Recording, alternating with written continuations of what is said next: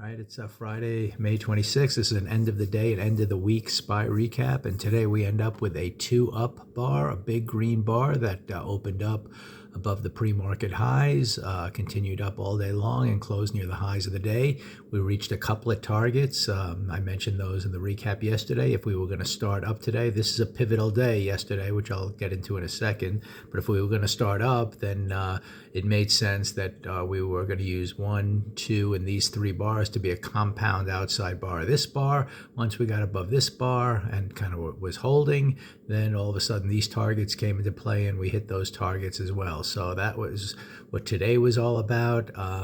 In terms of yesterday being kind of a pivotal day, we started the week with 3 days, a pause day, then 2 big down days. And at that point, we technically took out the weekly low and we had a 2 down week going. And if you go to the weekly chart at that point, this bar right here was red and lower and near the lows, and we had these targets very close by. What happened was on Thursday, you had the big NVIDIA earnings and some other things, and we gapped up big. So all of a sudden, that's how quickly things can change in terms of overnight action sometimes. You're certainly right on this day anticipating taking out those lows. And I shot some videos explaining that, how, this day here then gapped up and we had a little bit of conflict in the sense that our weekly chart was down, but, we were gapping up big above the, midpoint of the prior day. So anyway, that was yesterday. So then we closed with this doji bar. And again, this is a very key day because if we started lower near the pre-market lows, below the midpoint of yesterday, and went lower, we were in line with that downward continuity. We could have got a 2 down day, reached these targets. This whole weekly chart could have turned red, and we could have had a whole different picture in play. But the market, that's what we were looking for, just to see what it was going to do. Decided to hold up near the high of the pre-market range, start right up, and then at that point, this unfolding strength is not surprising and especially given the way it opened up. If you really look at the 15-minute chart here, and I shot a kind of a morning video, a recap video showing how right out of the gates from this pre-market range here, we opened up very strong, and that was the sign essentially that you were moving up. I also shot a video how you could have bought this on the third 5-minute bar anticipating this, but even if you just go ahead and watch it pause up here and head up, there was a buy, and then you had 1 push up, 2 pushes up, and you even got a 3rd push up to the target. So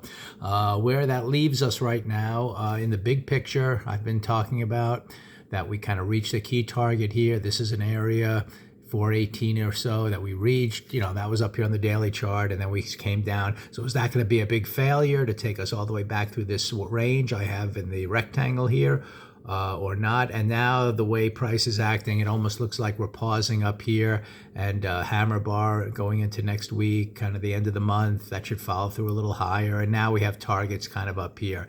And what's developing, if you really to keep that in mind, this is the monthly chart, which for a little while, it's been an outside month, but taking out the high and low the previous month. It was red a little bit a couple of days ago. Now it's back to green.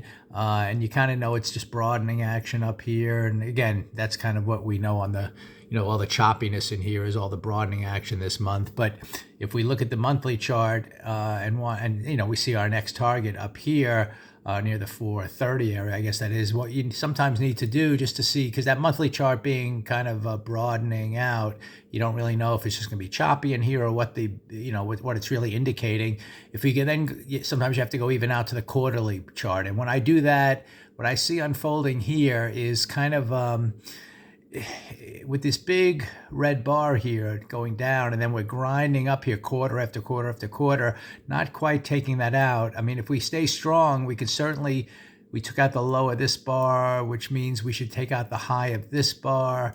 But the way the market in general is going to have to turn down is we're going to have to get this quarterly chart moving lower, and that's going to take place, January, February, March, April, May, June. After June, we'll see if if we don't get a strong follow through to some of these targets, and then in the month of July we get maybe something that looks like a 2 down. Once we get a 2 down quarter, I think that's the time that all of a sudden maybe this trend, this is just a big bear market rally for almost 9 months, and then maybe we'll be turning lower. So I'm going to keep an eye on that as well. But if you go back to the monthly chart, we're just broadened to the upside. We're green now, and the next target, since we seem to have hit a level and don't want to reverse from there, it seems like we're going up to that next level one way or another. So we'll watch for that. On the daily chart now, there's no real actionable signal going into the other than we expect it to test higher. So as long as we hold above the midpoint of this bar, I'm going to continue to look for long trades, and we have targets all the way up to here. So,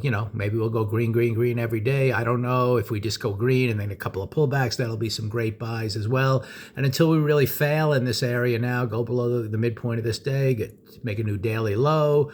We're just going to anticipate this weekly chart, holding the midpoint of this buying tail, this hammer, and continuing higher. So that's what we'll look for going into next week, holiday week.